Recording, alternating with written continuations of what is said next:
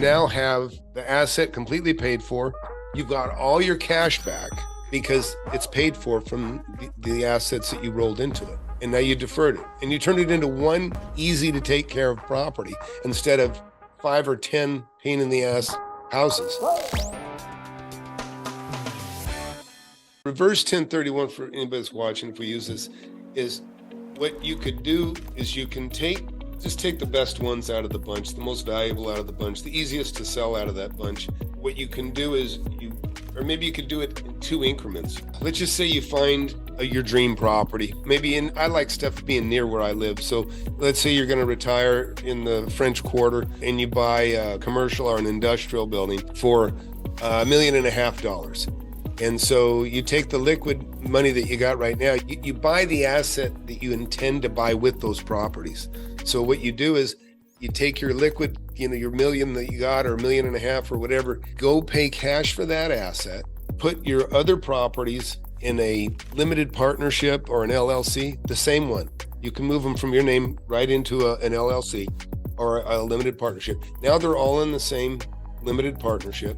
Then what you do is when you pay cash for that other asset, you put it in a 1031. So you pay cash and it's in the name of the accommodator. Now you make a deal to buy that property from the accommodator.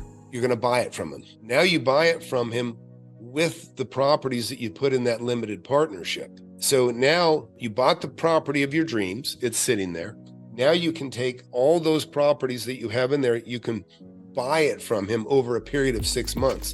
So every time you sell one of those properties, all the proceeds go straight into the accommodator's account.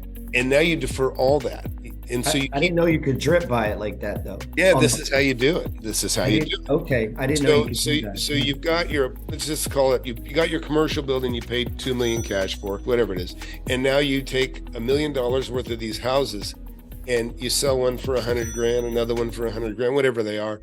And as you sell them, they go straight. You don't touch the cash. They go straight to the accommodator. Every time they go to the accommodator is cutting you a check for all the cash that came into that asset. So by the time you sell your last property, you've got to get them all sold inside of 6 months. You now have the asset completely paid for.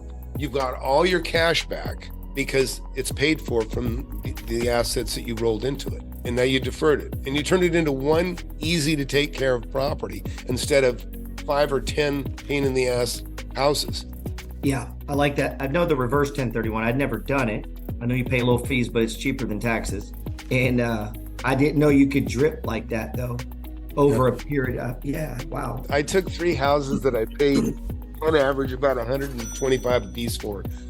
And I sold those 3 homes for about $1 million. I had cash besides that, obviously. So I paid cash. I paid $1.6 million cash for an industrial building and then put it in the accommodator's name. And then these 3 houses were all in one partnership. And I then bought this from the accommodator. So every time I sold the property for $600,000, it would go to him, less maybe a tiny mortgage or not. And then all that cash would come back to me. It gave me time. I had 6 months now to sell these. So in fact, it gives you the option at the end. You just go, you know what? I'm going to give somebody a deal just to get this wrapped up if you want, or you can hold out and get the most for all of it by taking your time. That's the advantage of it, because typical 1031, where you have 45 days, especially when you got multiple properties, you're under the pressure of getting everything sold, getting your property identified, and then getting everything sold in time to put it over.